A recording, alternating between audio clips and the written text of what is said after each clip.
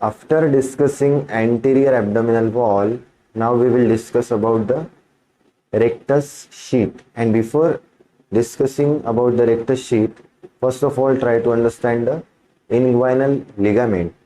This inguinal ligament is extending from this anterior superior iliac spine to the pubic tubercle. This is pubic symphysis, pubic crest, and this is pubic symphysis, pubic crest, and pubic tubercle. So anterior superior iliac spine to the pubic tubercle is inguinal ligament. Pubic tubercle, this is pubic tubercle, this is inguinal ligament. Okay, and the point present in between the anterior superior iliac spine to the pubic tubercle is known as midpoint of the inguinal ligament. Midpoint of the inguinal ligament. Midpoint of the inguinal ligament. Another structure that is extending from anterior superior iliac spine to the pubic symphysis, and midpoint of that is known as, this is midpoint, and this midpoint is known as mid inguinal point, and 1.25 centimeter above the mid inguinal point there is a deep inguinal ring. Deep inguinal ring. Okay. Inguinal ligament extends from anterior superior iliac spine ASIS to the pubic tubercle, and the midpoint is known as midpoint of the inguinal ligament, and this is extending from anterior superior iliac spine to the pubic symphysis, and the midpoint is known as mid inguinal point. So the mid inguinal point and midpoint of the inguinal ligament, they are different. Try to understand. Clear? Now, and 1.25 centimeter above the mid inguinal point, structure present is known as deep inguinal ring. Deep inguinal ring. Now, this inguinal ligament, it gives expansions or extensions. Okay, expansions or extension. Now I will draw another diagram, same diagram here. This is anterior superior iliac spine, pubic symphysis, pubic crest, and pubic tubercle. Okay, and this is inguinal ligament. Inguinal ligament. Now this line is known as linea alba. Linea is line, alba is white line. Linea alba. And it gives three modification. First modification is this it gives reflected part. It gives reflection. This is reflected part of inguinal ligament. Second modification from pubic tubercle is pectineal ligament of Cooper. Pectineal ligament of Cooper. And third is this. This is third, that is lacunar ligament or Gimbernat ligament. Lacunar or Gimbernat or Gimbernat, whatever you want to say, you can say Gimbernat ligament. So these three are the modification or expansion or extensions of inguinal ligament. Which are they? Reflected part of the inguinal ligament, pectineal ligament of Cooper, and third is lacunar or Gimbernat ligament. In previous video, we have seen that rectus sheath is formed by aponeurosis of external oblique, internal oblique, and transversus abdominis. Okay, and the lower part of rectus sheath turns inward and it forms the inguinal ligament. Lower part, it turns inward and it forms the inguinal ligament. Now, it is formed by three muscles: external oblique, internal oblique, and transverse abdominis. So, what are the functions of external oblique, internal oblique, and transversus abdominis? This external and internal oblique muscles, they maintain the tone of abdomen. They maintain the abdominal tone. Second thing, it increases the intra-abdominal pressure. And third, it causes lateral flexion. So I will write here, first is it maintains the abdominal tone. Second thing, it increases intra-abdominal pressure. And third thing, it causes lateral flexion of trunk. It causes lateral flexion of the trunk. And this transversus abdominis, it also maintains the abdominal muscle tone. It also increases the intra-abdominal pressure. Then what is the nerve supply of these muscles? Nerve supply of this muscle is by lower 5 intercostal nerves, that is 7 to 12 intercostal nerves.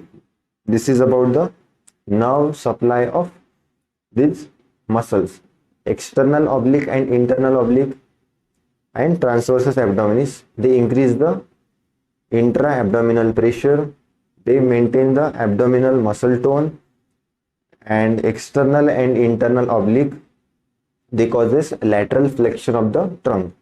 This is about the function or action, and this is supplied by 7 to 12 lower 5 intercostal nerves. Okay, this is about the inguinal ligament, its boundaries and its expansion and functions of various muscles. Now we will discuss about the rectus sheath. And in rectus sheath, first of all, try to understand that rectus sheath. Before understanding the rectus sheath, you need to understand about the arcuate line or line of Douglas. You need to understand about the arcuate line or line of Douglas. Arcuate line or line of Douglas, which is present between the umbilicus and pubic symphysis. Umbilicus and pubic symphysis. Okay. Rectus sheath. Rectus sheath is formed by aponeurosis of external oblique, internal oblique and transversus abdominis. Okay. Now, this external, internal oblique and transversus abdominis, they have two lamellae each. Two lamellae each. It is anterior and posterior lamellae. The formation of rectus sheath above the arcuate line and below the arcuate line is different. So first of all, try to understand the formation of rectus sheath above the arcuate line, above the arcuate line, and second, below the arcuate line, below the arcuate line. If this is a rectus abdominis muscle, okay, this is external oblique anterior and posterior lamellae, internal oblique anterior and posterior lamellae, and this is transversus abdominis anterior and posterior lamellae. This is external oblique, internal oblique and transversus abdominis.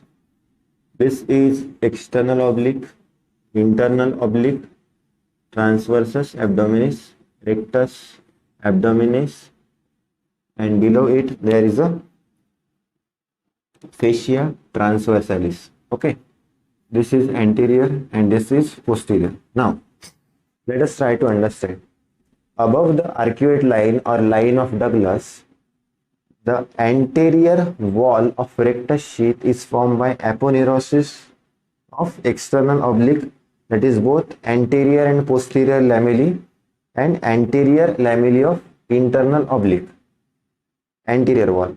And above the arcuate line, the posterior wall of rectus sheath is formed by aponeurosis of transversus abdominis and posterior lamellae of internal oblique. Below the arcuate line, The anterior wall of rectus sheath is formed by aponeurosis of external oblique, internal oblique, and transversus abdominis, both anterior and posterior lamella, while the posterior wall is formed by fascia transversalis. Posterior wall is formed by fascia transversalis, and that's why the posterior wall of rectus sheath is deficient. Posterior wall is deficient.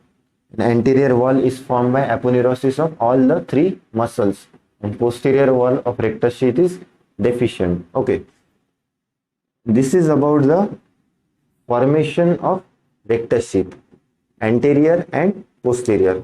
Now we will discuss about the contents of the rectus sheath.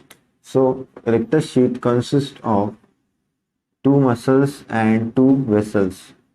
Rectus sheath, it consists of two muscles and two vessels. Okay, two muscles are rectus abdominis and pyramidalis. Rectus abdominis and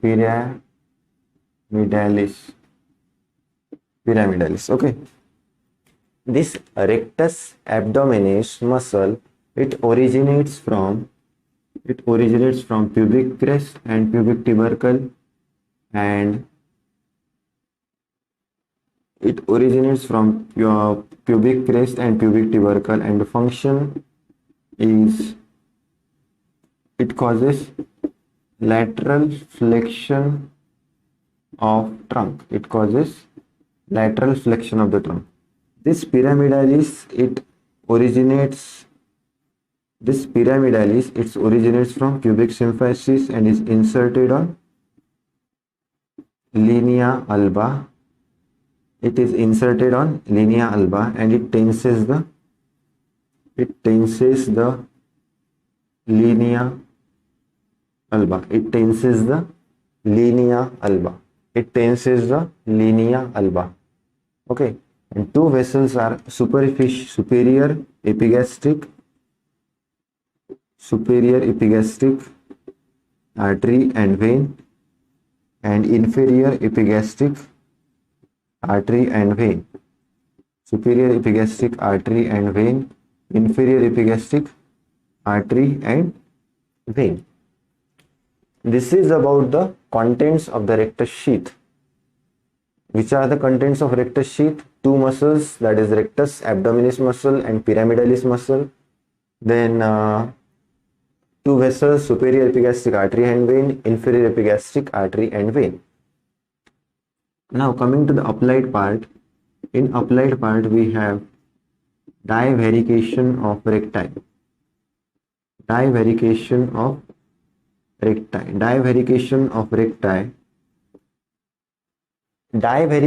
of recti occurs in multiparous elderly women in which abdominal muscles are weak. So during severe bouts of coughing or in latter month of pregnancy, what happens is there is a separation of recti. Thank you so much. Keep watching.